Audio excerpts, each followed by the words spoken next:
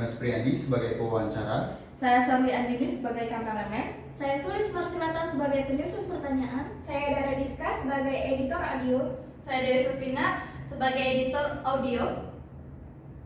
Assalamualaikum warahmatullahi wabarakatuh. Perkenalkan, nama saya Dimas Priyadi. Kali ini saya bersama teman kita dari Universitas Ridin Nanti Palembang yang lolos program Kampus Merdeka. Bolehkah kakak perkenalan terlebih dahulu? Oke, sebelumnya kakak kenalin dulu nama kakak siapa ya. Perkenalkan, nama kakak ini Tiara Anggraini. Kakak ini dari semester 5 program studi Pendidikan Bahasa dan Sastra Indonesia. Jadi kesibukannya sehari-hari itu apa ya, Kak? Jadi untuk kakak kan kebetulan lolos program kampus mengajar nih. Jadi untuk semester 5 sekarang kakak lebih fokus di kegiatan pembelajaran di perkuliahan dan juga untuk fokus di program kampus mengajar ini. Bagaimana waktu kakak untuk membagi perkuliahan dan program kampus Merdeka ini, Kak? Kebetulan kakak ini kan lolos di program kampus mengajar nih. Kebetulan untuk kegiatan kampus mengajar ini ditempatkan di sekolah di SMK Setia Negara Sembawa. Itu kan dari pagi dari jam 7 sampai jam 2. Nah, untuk sekarang kan kebetulan kelas 12 ini sedang magang nih. Jadi untuk kelas 12 sedang magang, untuk kelas 10 dan 11 ini sebenarnya di sekolah itu 2 sesi sih sebenarnya sih. Jadi kalau seandainya kelas 12 itu digabung nantinya itu akan sekolah itu 2 sesi. Jadi untuk pagi itu kelas 12 dari jam 7 sampai jam 12 siang.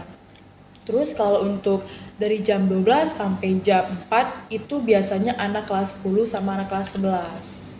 Kebetulan di situ sih ada 3 jurusan. Yang pertama itu otomotif, yang kedua itu multimedia, terus yang terakhir itu pemasaran di situ.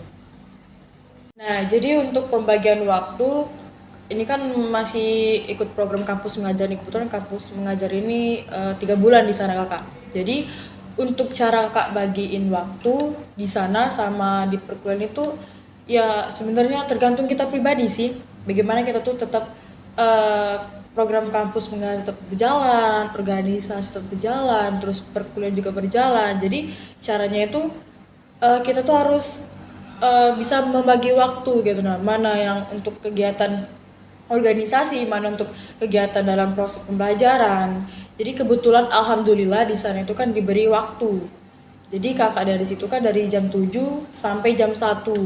Kebetulan kepala sekolah di sana mengizinkan agar pulang lebih awal. Jadi bisa sempat untuk istirahat lah sebentar kan, baru bisa datang untuk ke kampus untuk kuliah. Kebetulan kuliah itu mulai jam 4 kalau di sini. Untuk mulai perkuliahan, lebih seperti itu. Jadi sedikit menyinggung tentang organisasi. Tadi kan kakak menjelaskan tentang organisasi. Berarti kakak juga ikut organisasi di kemahasiswaan. Kalau boleh tahu, organisasi apa yang kakak ikuti? Kebetulan kakak di sini ikut 2 organisasi. Yang pertama itu UKM Pusat Seni Mahasiswa. Kalau bisa dikenal di Universitas Trinity ini itu namanya UKM PSM. Terus yang kedua itu kakak ikut BEM FKIP nanti.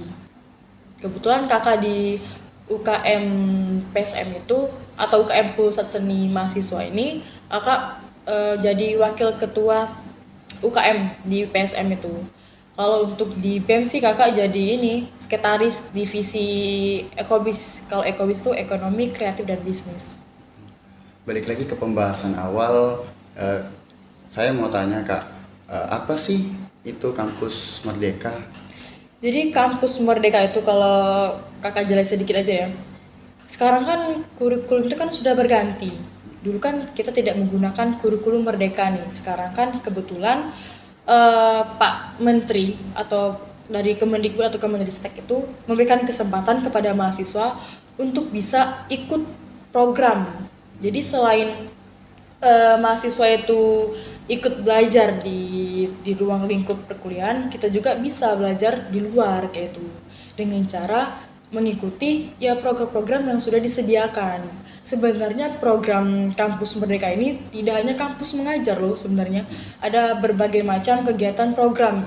Nah, selain kegiatan Kampus Merdeka Magang tadi, ada juga kegiatan yang namanya P2MW, di mana mahasiswa itu diberikan kesempatan untuk mencoba kegiatan itu dengan mengajarkan mahasiswa untuk kewirausahaan, ya dagang lah, jualan.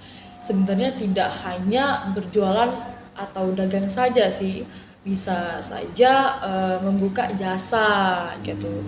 Contoh nih, salah satu teman kakak di kelas, dia kan lulus nih kegiatan P2MW di mana dia tuh membuka jasa make up. Nah, di situ kan bisa kita artikan kan, ternyata meskipun yang namanya kewirausahaan tidak mesti jualan makanan, tidak, bisa juga kita menerapkan atau melaksanakan kegiatan itu berupa kegiatan jasa seperti itu. Jadi kampus Merdeka kan ada banyak nih. Iya. Jadi yang pertama tadi ada kampus mengajar, yang kedua ada Magang. magang, dan yang ketiga ada kewirausahaan. Iya. Nah, jadi yang ingin saya tanyakan nih, dari ketiga itu kenapa sih kakak tertarik ikut kampus mengajar? Kenapa tidak program yang lain? Alasan kakak ikut kampus mengajar ini seperti ini. Yang pertama, kita kan seorang pendidik.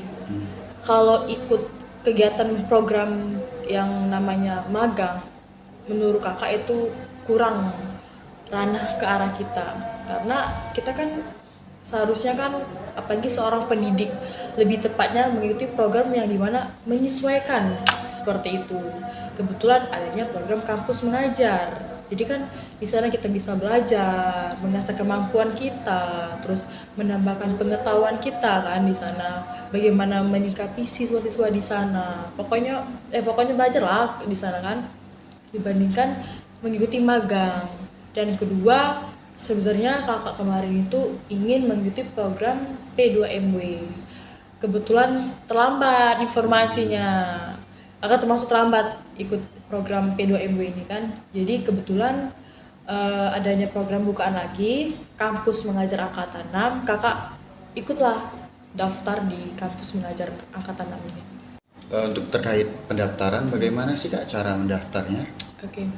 Untuk bisa kita mengikuti program kampus Merdeka ini kan sebenarnya banyak ya yang kakak sebutin tadi. Sebenarnya tidak hanya 3 sih, ada lain-lain juga. Nah, namun untuk bisa mengikuti program itu, yang pertama kuncinya itu kita juga harus aktif di sosial media, terutama itu di akun Instagram. Itu kan banyak, dari akun-akun itu kan bisa kita lihat program mana sih yang buka Cocok. sekarang kan, cocok sama kita, ataupun berdasarkan kemauan kita nih, yang mana nih mau tertarik di bidang mana ataupun di program mana. Sudah nih buka kan di laman akun MBKM, cari nih Dimas. Di situ kan tertera ada magang, terus ada kewirausahaan Merdeka, terus ada pertukaran mahasiswa dan sebagainya. Terus ada tulisan itu kampus mengajar. Klik deh, sudah klik ada cara daftarnya. Nanti itu kan untuk daftar itu kan ada tahap-tahapan, tidak bisa langsung daftar seperti itu. Dan juga ada beberapa syarat yang harus kita penuhi.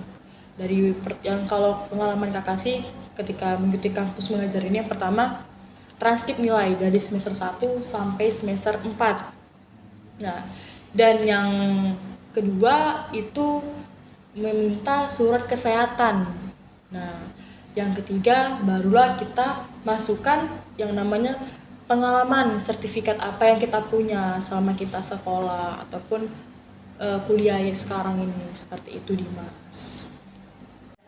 Jadi yang kakak sebutkan tadi itu merupakan syarat dan ketentuannya ya kak? Iya benar Dimas, itu syarat ketentuan saat mendaftar di program kampus mengajar. Nah, jadi kakak kan udah lolos nih, bagaimana sih kak terkait seleksinya? Mungkin boleh di-spill dikit-dikit mengenai seleksinya. Sebenarnya untuk mendaftar di program kampus mengajar ini tidak terlalu berat ya. Awalnya sih kakak itu pasti banyak nih persyaratannya, pas dijalanin ternyata enggak. Kenapa tidak? Yang pertama itu kan yang kakak sebutin tadi di awal, untuk tes saja itu hanya sekali. Kalau untuk kampus mengajar sebelumnya itu kakak denger-dengeri itu ada beberapa tahap. Kebetulan alhamdulillah untuk kampus mengajar angkatan 6 ini cuma 2 tahap. Yang pertama itu 3 kali tes sih sebenarnya. Yang pertama itu tes literasi, yang kedua numerasi, yang ketiga tentang kebinekaan, seperti itu Dimas. Jadi yang kakak jelaskan tadi kan ada 3 nih kak Iya, tesnya. betul. Yang pertama ada literasi, kemudian ada numerasi, Numerasi. dan yang ketiga ada kebinekaan. Iya, survei Ya, kebinekaan. jadi untuk tesnya itu melalui apa kak? Apakah melalui online atau secara langsung? Oke, jadi seperti ini. Jadi ketika ingin melaksanakan tes, kami itu diarahkan untuk memasuk grup melalui Telegram. Jadi semua mahasiswa yang lulus itu yang pertama kan harus seleksi nih pada saat di bagian administrasi selesai. Biasanya untuk pengumuman lulus atau tidaknya itu melalui email. Nah, setelah email lulus, di situ kan tertera bahwasannya kita ini lulus kan mahasiswa. Barulah lanjut diarahkan untuk masuk di grup Telegram tersebut. Jadi banyak mahasiswa di situ masuk. Di sanalah informasi-informasi yang disampaikan. Jadi ketika mahasiswa seluruhnya nih masuk di grup Telegram tersebut, jadi dikasih tahu informasi apa atau tahapan-tahapan selanjutnya yang akan mahasiswa diikuti.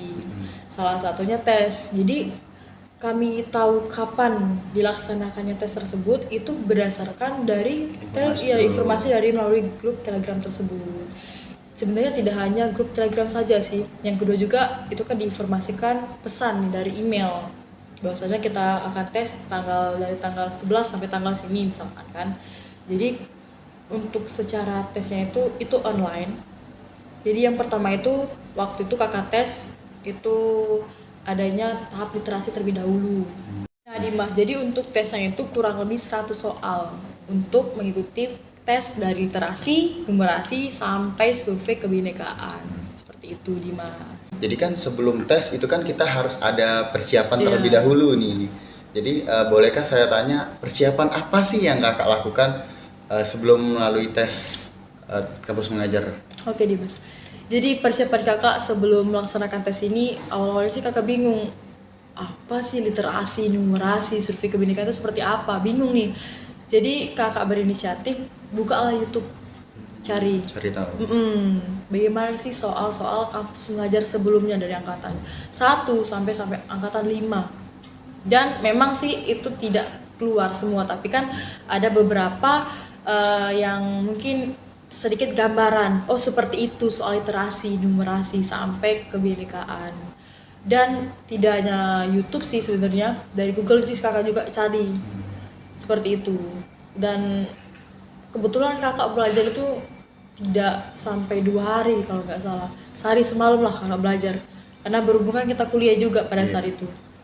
Nah, jadi kan itu tadi persiapan nih kak Iya, ya. betul. Nah, jadi adakah kak kendala saat kakak melakukan pelaksanaan tes tersebut? Oh tentu. Yang pertama nih, kakak tuh awalnya takut.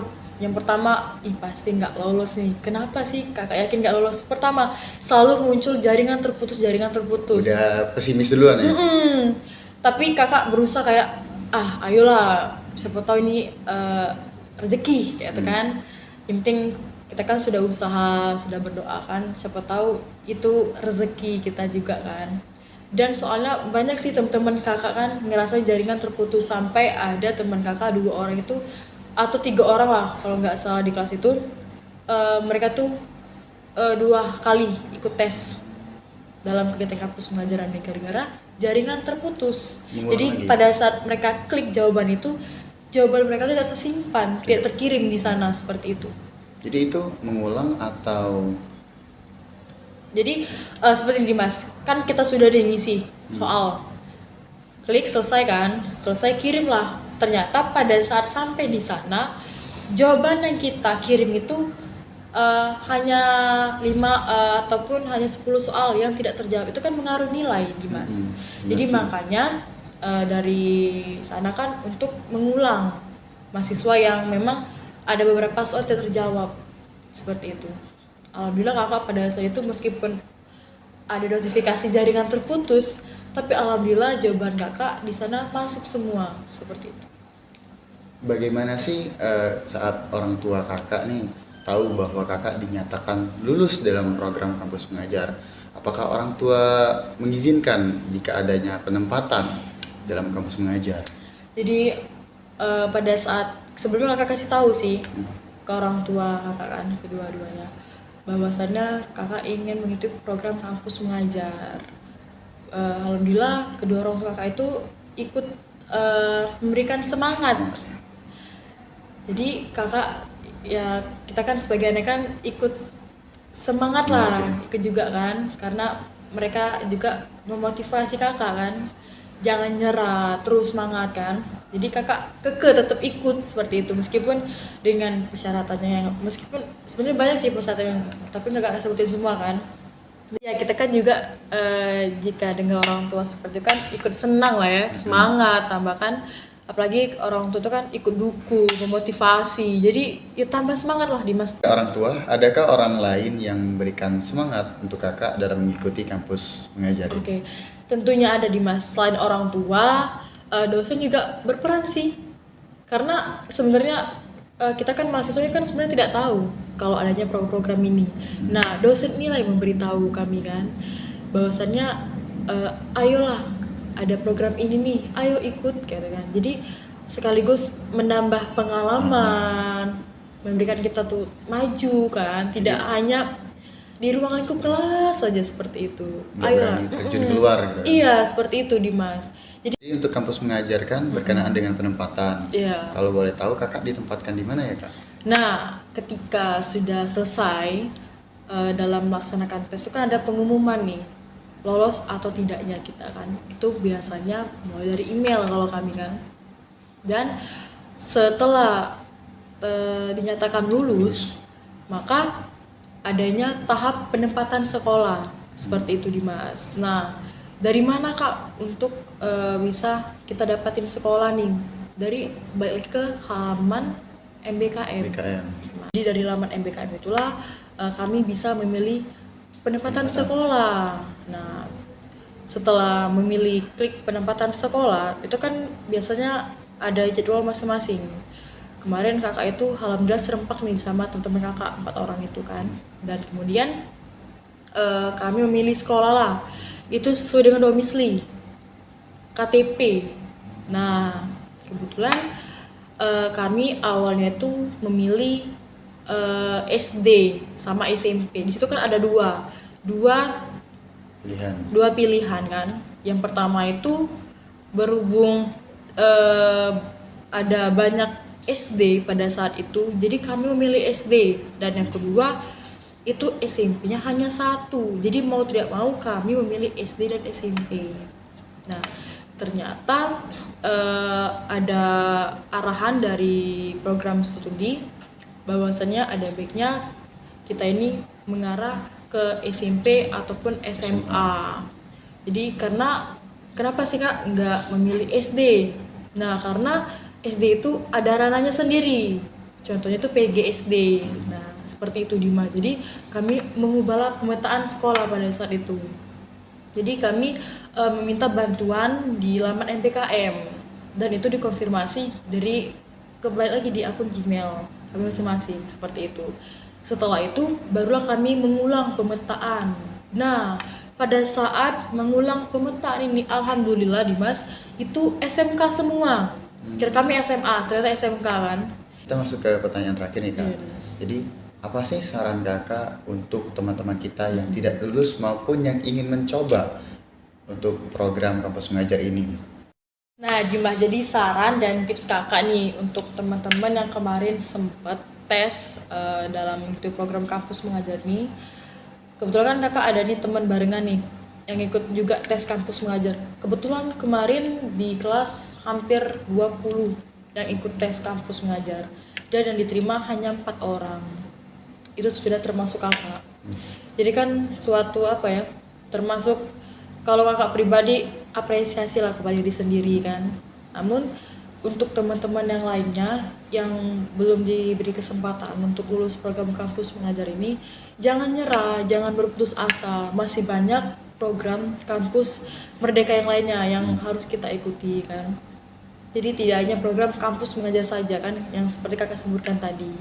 Intinya kuncinya itu jangan menyerah lah, harus semangat, jangan berputus asa, seperti itu.